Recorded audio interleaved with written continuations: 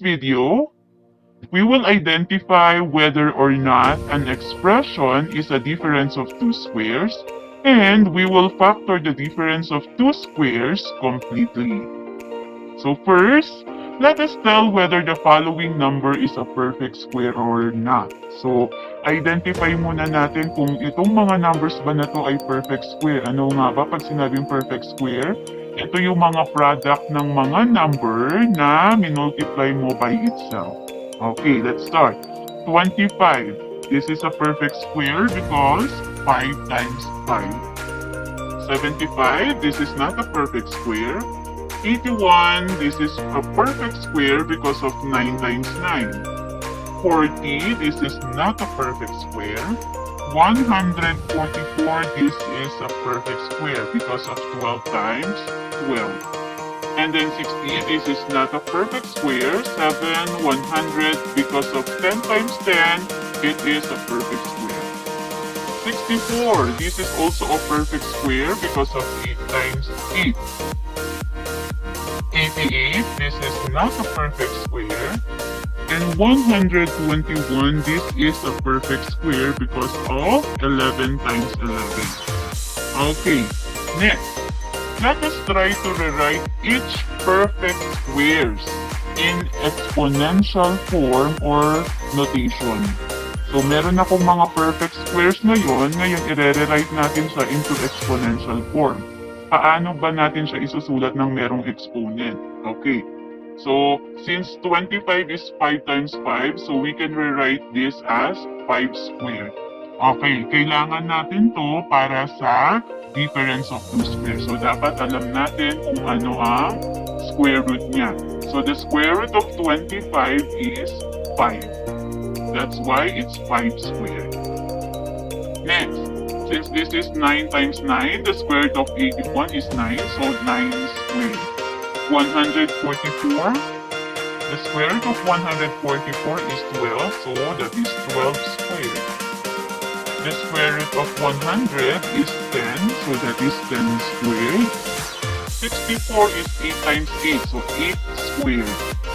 121 is 11 times 11, so that is 11 squared. So we need to know how to rewrite or hanapin natin kung ano yung square root ng mga perfect squares na to. Kasi kailangan natin siya sa difference of two squares.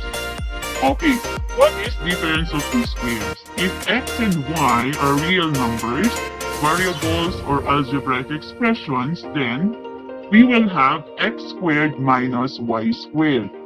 So the difference of two squares is the product of sum and difference of those terms. Ano nga ba ito? Tatandaan na ang difference of two squares na x squared minus y squared, ito yung sagot o product kapag meron tayong sum and difference. Ano nga ba yun? So, etong x squared minus y squared, ito ay sagot o product kapag meron tayong x plus y times x minus y. Kung mapapansin nyo, yung isa sum lang siya, yung isa difference. Okay, so ano ba tong x squared? Bakit ito ang product, yung x squared minus y squared? Because x times x is x squared, yan ang magiging first term natin. Y times y, that is y squared, yan ang magiging second term natin.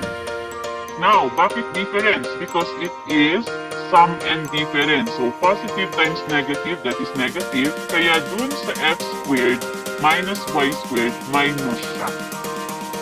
Okay.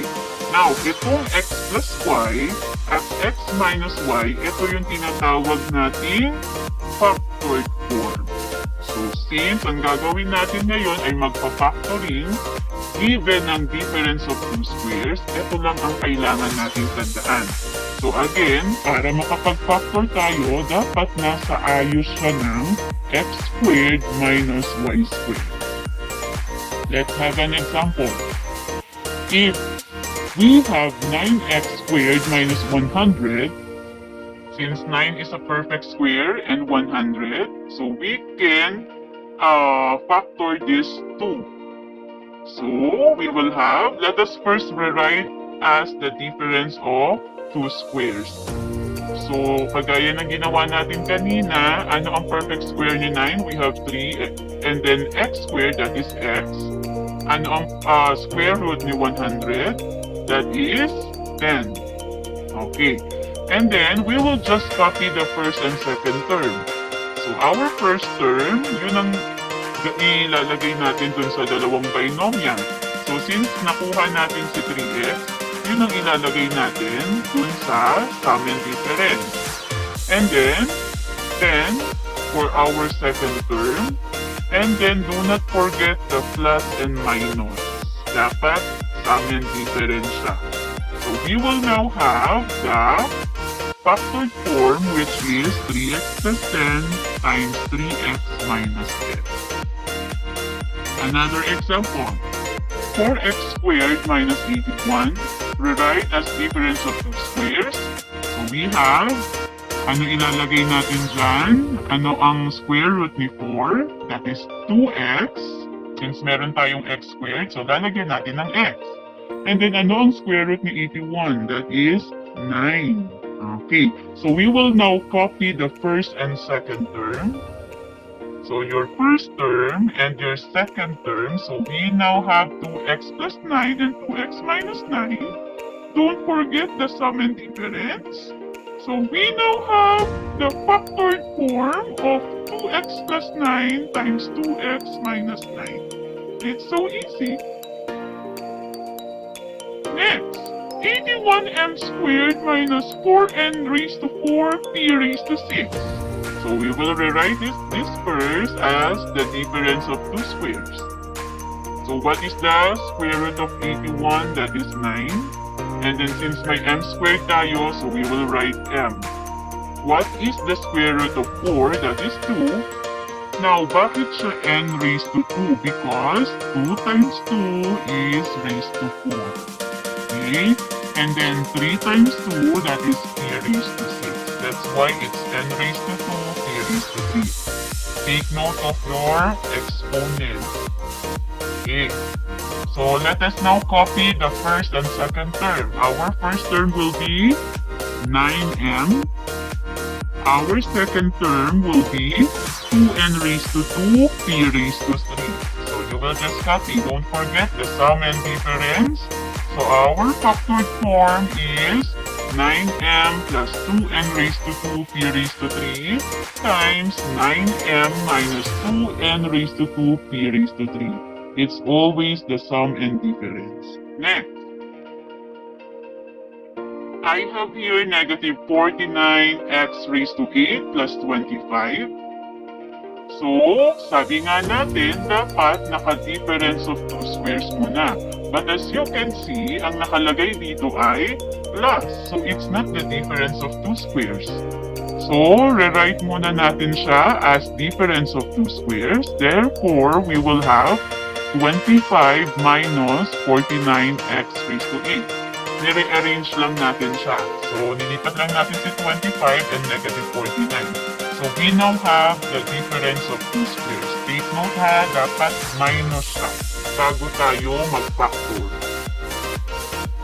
Okay, so what is the square root of 25? That is 5. The square root of 49 is 7. Now, bakit siya x raised to 4? Because 2 times 4 is 8.